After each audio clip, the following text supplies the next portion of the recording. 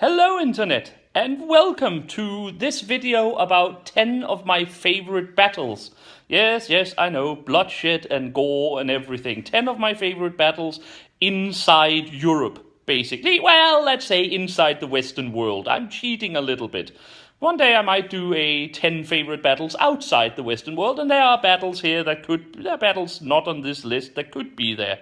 But well, on the other hand, I have actually purchased myself a microphone, so while the quality of the video might not improve, the sound quality might actually be better. If that is the case, well, I can only say enjoy. Number 1, the Battle of Waterloo, the greatest battle in Europe in the 19th century, at least up until the French-German War, but that one was short and irrelevant.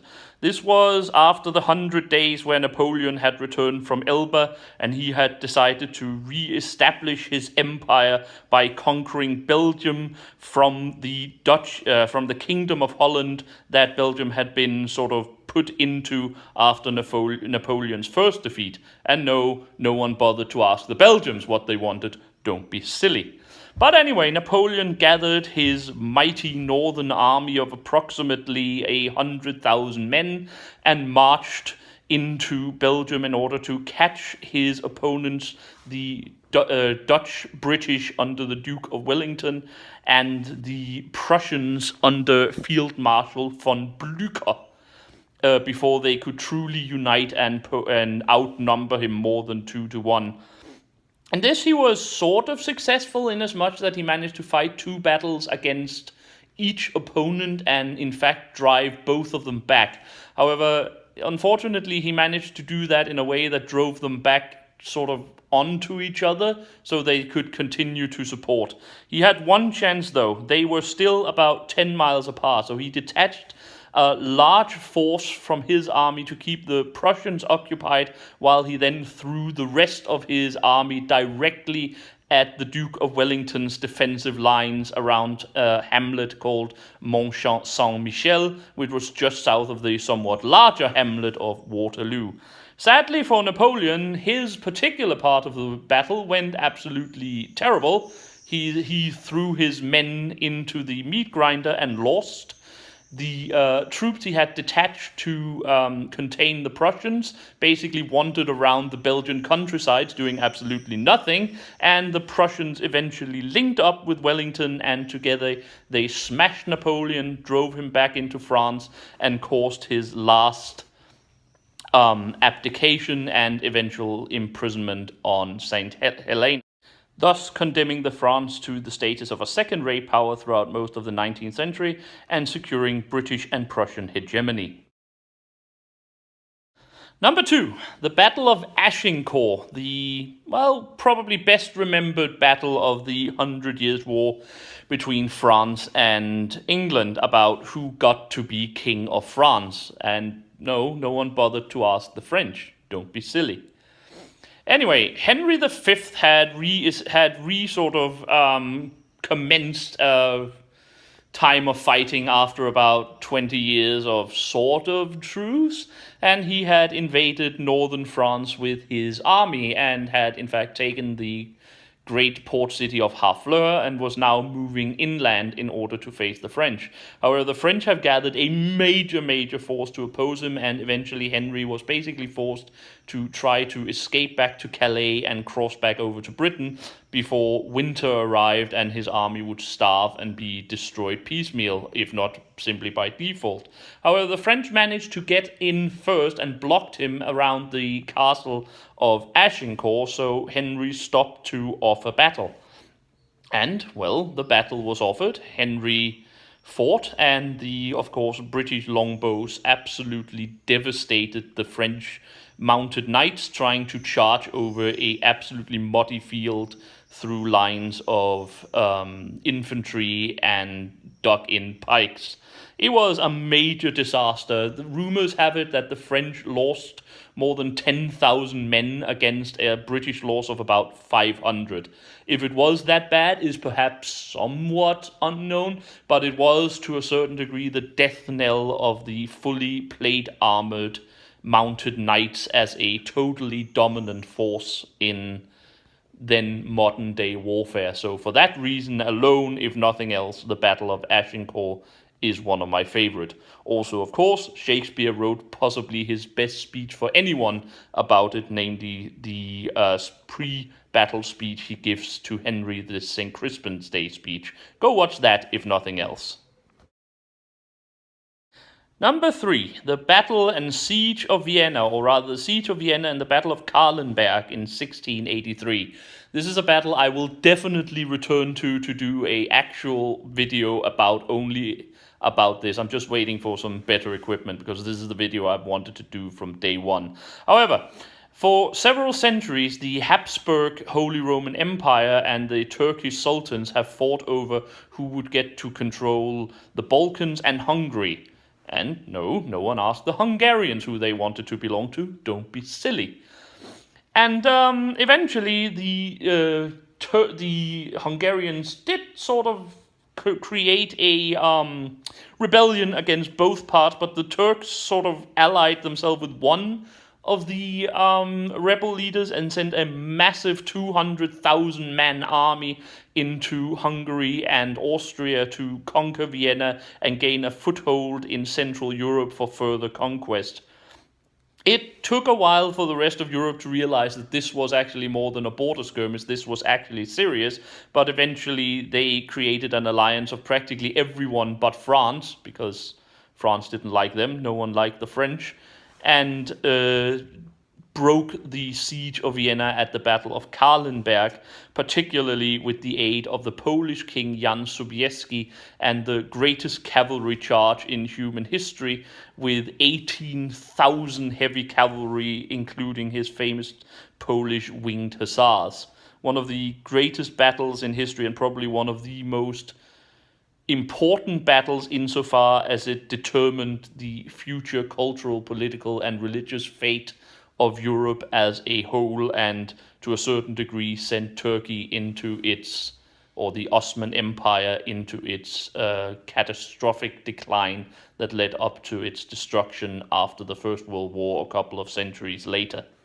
But overall, very interesting battle, one of my absolute favorites of all times, and as I said, one I will definitely get back to in a video of its own. Number 4, the Battle of Blenheim. Yes, I know. I made a video about the Battle of Blenheim about a month ago, but I still particularly want it here because, again, this was where the British re-established themselves as a power on the continent. Ever since the end of the 100 Years' War, the British had basically been a shadow of themselves, confined to their islands, only the Royal Navy giving them even a shred of influence in the rest of the world, particularly, of course, in their overseas colonies.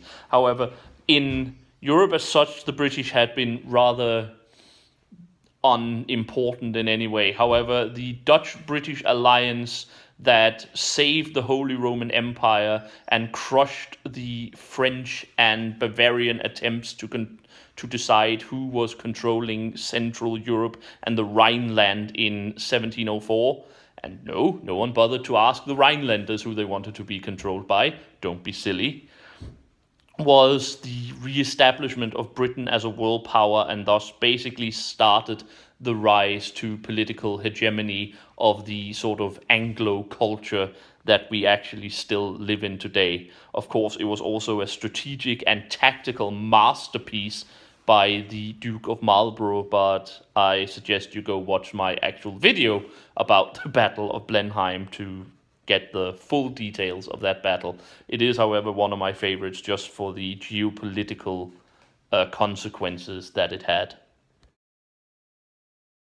Number 5, the Battle of Salamanca, the masterpiece of the Duke of Wellington. Again, this is a battle that will probably get its own video at a time. The Duke of Wellington, after all, being one of my great historical heroes. It was one of the great battles of the so-called Peninsular War, part of the Napoleonic Wars, where the British and their Spanish and Portuguese allied were fighting over whether or not they or the French were going to control the Kingdom of Spain. And no one asked the Spanish who they wanted to be controlled of. Don't be silly. Anyway, the British and the French have maneuvered about Salamanca for a couple of weeks, in which the French had continually outmaneuvered the British under Wellington. However, the French commander Marmont made a serious mistake on the morning of the battle by sending half of his forces in a quick forced march over to try to get in front of the British once more and force them to turn aside and return to Portugal in disgrace, while the rest of his army were slow to catch up. Wellington realized this and launched a devastating flank attack on the marching French front ranks. And in fact, as another Frenchman, General Foy, wrote about it later, destroyed 40,000 Frenchmen in 40 minutes. A massive frontal attack by his 3rd Infantry Division, supported by his cavalry brigade, basically smashed half of the French army in less than an hour. And before the rest of the French could then rally, another equally powerful attack against them unlodged them from their defensive positions, and in fact only the strong and incredibly suicidally brave rearguard defense by General Foy's division managed to, well, save the French army from a complete and utter rout. In many ways, this is probably one of the best tactically fought battles after being strategically outmaneuvered any general has ever performed. So I can only advise that you either watch my video when it comes out or go read up on it. Very, very interesting. Number 6, the Battle of Cannae, the greatest defeat the Romans ever suffered by probably their most brilliant opponent ever, namely Hannibal the Carthaginians. For a couple of centuries, the Carthaginians and the Romans have been fighting over who got to control Spain and Sicily, plus the rest of the western end of the Mediterranean. And no one bothered to ask the people of the western Mediterranean who they wanted to be governed by. Don't be silly. However, Hannibal performed his famous march with his war elephants across the Alps and eventually fought several battles with the Romans until his great victory at Cannae. Well, he fought battles after that as well, but Cannae is like his absolute masterpiece. It's worth noticing, however, at this point he had no elephants left because they had all sort of died in the crossing of the Alps. But let's not quibble. Anyway, this was a battle where the Romans' tactics were utterly defeated, and in fact caused a complete reorganization of Roman military tactics. In fact, the only reason we today talk about Rome and not Carthage is because Hannibal simply wasn't equipped to do a full siege of Rome itself. Otherwise, he might have basically conquered the entire Roman Empire. His forces, about the size of the Romans' armies, utterly crushed and routed it to a degree that less than a fifth of the Roman army apparently made it back to Rome after being defeated in southern Italy by Hannibal's masterly tactics of flanking pincer maneuvers with superior cavalry against heavy infantry, which was, by the way, one of the first time Roman heavy infantry had been defeated by anything other than other heavy infantry. So a very interesting battle, and sort of proof of how a brilliant commander can leverage his otherwise perhaps lesser armed forces in order to defeat a very powerful military machine like the Republican Roman army at the time. Number 7, the Battle of Gettysburg. Yes, I told you I would cheat and get outside Europe a little bit. It's one of my favorite battles from the American Civil War. I don't particularly need to tell you a lot about it, I suppose. If anyone has interest in military history, they will know about it. If not, Gettysburg is yet another battle I will absolutely assuredly make a video about one day, and if not, you can find information about it anywhere. Basically, it was a battle where General Robert E. Lee and his army of Northern Virginia invaded the north in Pennsylvania and fought with the Army of the Potomac under George Gordon Meade as to who would control this very vital state. No one asked the Pennsylvanians who they wanted to be controlled by. Don't be silly. But In a 3-day battle culminating in early July, Lee launched repeated charges against a very, very stubborn and skillful Army of the Potomac defense. There is a lot of big stuff from that. There is the Peach Orchard. There is the Devil's Den fighting. There is Little Round Top. There is Culp's Hill. There is Sickles' moronic move of his corps in front of the rest of the northern line. There are the doomed tragedy of Pickett's charge. There is Longstreet having a very good idea of what to do and then utterly blowing it up by following Lee's orders to absolute perfection in a spectacular attempt to be passive-aggressive, in my opinion, when he could have listened to his subordinate commanders and probably achieved a great victory on day 2. All in all, it is the most single interesting, in my opinion, pitched battle of the American Civil War, and while it certainly didn't decide the war in any given fact, it was to many the turning point where the fortunes of the South began its terminal decline towards its defeat less than 2 years later, although Ulysses Grant's conquest of Vicksburg the very next day, further west, on the Mississippi, was probably actually more decisive in that fashion. Although, of course, had Lee won at Gettysburg, he could well have ended the war with that campaign. Number 8, the Battle of Padua. In the early 16th century, the major conflict in Europe was the battle over who was to control the peninsula of Italy, whether or not it would be the Habsburgs in the Holy Roman Empire or the French in their rise to power. And no, of course, no one bothered to ask the Italians who they wanted to be controlled by. Don't be silly. However, the Battle of Padua in 1524 basically decided the war, even if they did to a certain degree drag out for another 20 to 30 years. The French had rather sillily allowed the Spaniards to get involved in the war by granting them some lands in Italy insofar as they would be willing to help the French in the earlier phases of the war, and the Spanish said yes. However, unfortunately for the French, then Charles V eventually managed to become both King of Spain and Holy Roman Emperor and unite those two Habsburg possessions into one single European controlling hegemonic empire. And suddenly the French was fighting, well, both their former allies and their greatest enemies in Italy. The French was not taking this lying down, however, and invaded Italy once more in order to at least maintain control of the Duchy of Milan and the Papal States. However, at Padua in 1524, the army of the French king ran smack dab into the united armies of the Holy Roman Empire and Spain and was annihilated.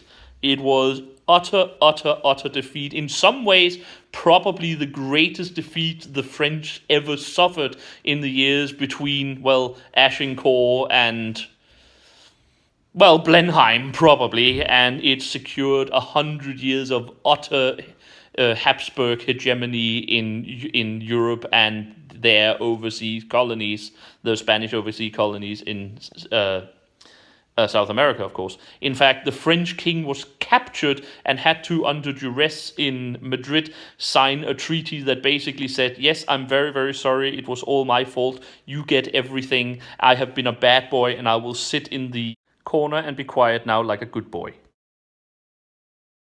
Number 9, the Battle of Fodevig. Now, one of my favorite characters in Danish history, or persons in Danish history, is a fellow by the name of Knud Lavard, a very popular and very, well, good and noble nobleman back in the 12th century. Unfortunately, the then ruling king, and particularly the then ruling king's son, thought that this dude was right on the verge of a rebellion, so they lured him into the forest and murdered him. This, of course, led to a row of civil wars, and the Battle of Fodevig was the one where the wars were basically settled because the brother of the murdered Knud defeated the armies of the king Niels and his son, the murderer Crown Prince Magnus, in Scania, which was, of course, then part of Denmark. He did this primarily by utilizing, after a series of defeats, some German mercenary horsemen that he had hired. This was probably the first time that horsemen actually decided a battle within Scandinavia, at least since the Huns, and we don't know that much about the Hunnic victories, so there is that. So for that reason, this is one of my favorite battles. It ensured that one of my favorite historical personages got his post-mortem revenge on his murderers. It determined the further fate of the Kingdom of Denmark, and it was military important from a history perspective because it was utilizing new tactics and strategies in order to win the battle. Crown Prince Magnus was killed in the battle, and King Niels died very, very soon after, leaving Knut's half-brother to become King of Denmark. It didn't really decide it, because then some other of Knut's family then had another run of civil wars until Knut's son eventually got on the throne. But Battle of Fodevig, very, very interesting. Read up upon it. And in case you were wondering, yes, this time people were actually asked who they wanted to be ruled by. Such silliness! Number 10, the Battle of Lyndanisse, yet another Danish battle in which the Danes led a crusade in order to conquer and Christianize the heathen Estonians. Now, the Danes were already sort of in Estonia because we had been fighting with the Swedes over who got to control that particular part of the Baltics. And no one bothered to ask the Estonians who they wanted to be controlled by. Don't be silly.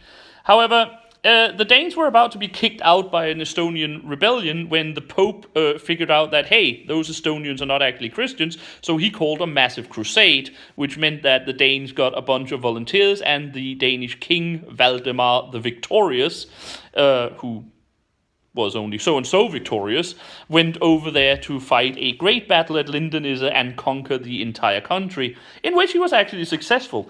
However, Lyndanisse is relevant because for a while it seemed like everything was not going the Danish way, but then the Archbishop Anders Sunesen sat down and prayed and prayed and prayed and prayed with his arms lifted to the skies so long that some servants had to hold them up because he could no longer do it. And behold, a red flag with a white cross on it descended from the heavens as a sign of God's fortune and allowed the Danes to defeat the Estonians and reconquer the country and in fact control it for quite a while. This flag is still basically the Danish emblem today, the white cross on a red field, and the day of the battle, 5th of June, is still our national flag day, in fact. So yeah, that's why it's important. It has great meaning for my country and my culture, even if the battle was basically to annoy the Swedes and to murder a bunch of non-Christian Estonians. But, you know, anything for a scrap, right? Well, that was it. I hope you enjoyed this. It was a bit of possibly not my best video ever, but as you know, I really didn't know if I was going to make any real videos this week anyway, so it was a bit of a quickly thrown together. I still hope you sort of enjoyed it, perhaps got inspired to learn a bit more about the various battles, and at least I hope that this was a video that has some improved sound quality, because otherwise my spending money on the damn microphone was an utter waste. Anyway, well, I will do better next time, I promise. So for now, I have been the Sage, and I wish you all a very happy day.